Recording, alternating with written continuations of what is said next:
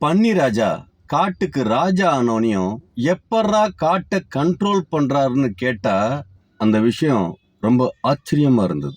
பன்னி ராஜா நெத்தியில வச்சுக்கிற பொட்டு இருக்கு இல்லையா, அந்த பொட்டு மாந்திரீக பொட்டாம். அது எதிரி எல்லாத்தையும் வசியம் பண்ணி ஃப்ரெண்ட் ஆக்கிருமா.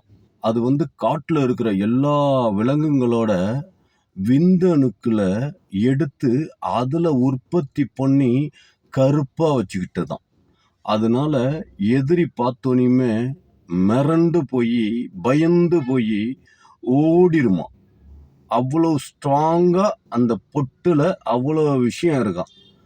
அப்புறம் இருக்காத பின்ன சிங்கம் காட்டி ஆண்ட காட்டை பன்னி கட்டி ஆடுறதுன்னா சிங்கம் மாதிரி வீரம் இருக்கணும், இல்லாட்டினா இந்த மாதிரி பொட்டு தானே வச்சுக்கணும்.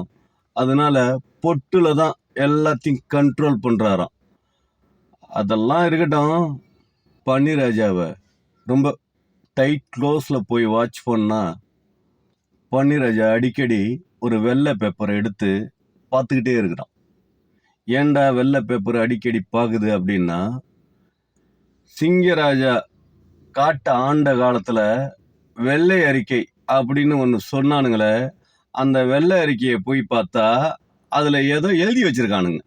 அது எப்பட்றா எதுவுமே இல்லாம இருந்தா தானே அது வெள்ளை, ஏதாவது எழுதி வச்சிருந்தா அது கரை பிடிஞ்சது தானே அப்படின்னு எப்படி எதுவுமே இல்லாம வெள்ளை அறிக்கையை கொடுக்கறதுக்கு பிளான் பண்ணிட்டு இருக்கிறப்ப பக்கத்துல இருக்கிற எது ஓனா சொல்லியிருக்கு, எப்படியும் மழை பெஞ்சு வெள்ளம் வரும், அது வரைக்கும் நம்ம எந்த அறிக்கையும் கொடுக்க வேணாம், அந்த நேரத்துல எது வெள்ளம் வந்த நேரத்துல அறிக்கை கொடுத்தோம்னா அதுதான் வெள்ளை அறிக்கை அப்படின்னு ஐடியா கொடுத்துருக்குது.